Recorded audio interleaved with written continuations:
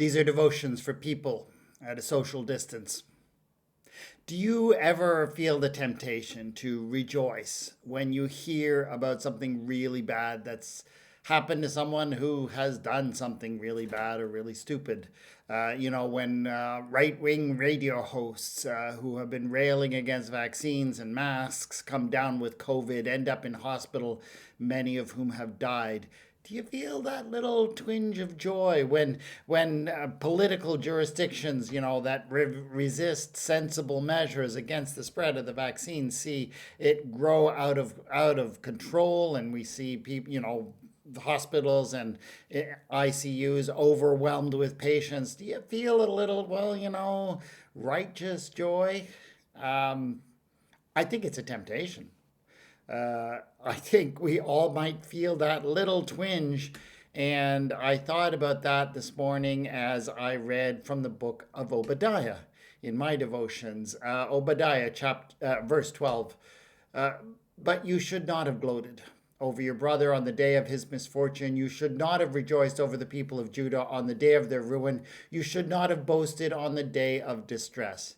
Now, Obadiah is speaking to the people of Edom, actually. He is a prophet speaking to the people of Edom who have just witnessed the terrible tragedy befalling the nation of Judah, and have, because they're long term enemies, they are just so stoked about this. They are rejoicing that Judah has gone through such a horrible time.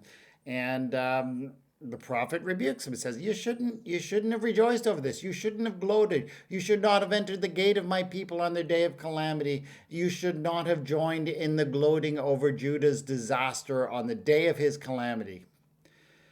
So that temptation to rejoice over tragedy, that Schadenfreude, what the Germans would call it, if I knew how to pronounce German, it's not wise.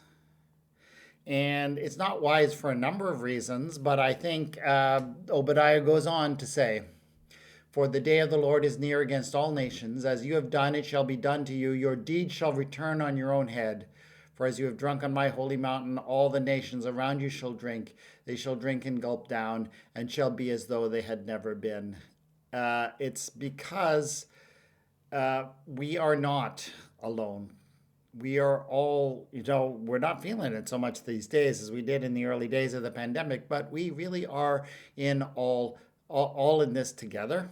And the tragedy of even my enemy is a tragedy that affects me, that affects the whole world. And we should not be rejoicing in these things. And yes, it is frustrating, of course, when people preach falsehoods or proclaim things that are simply not true about a vaccine that is actually saving millions of lives right now. But rejoicing in the tragedy that strikes them really accomplishes nothing. It may make us feel good, but it's not good. And ultimately, we are all going to be affected by the tragedy that strikes others. And that was Obadiah's simple message, still true today. Lord our God, there are many people who are really struggling today. And yeah, some of them have embraced falsehood, some of them have done foolish things. But let us not rejoice. Let us do what we can to come together, knowing that we are indeed, whether we like it or not, all in this thing together. Amen.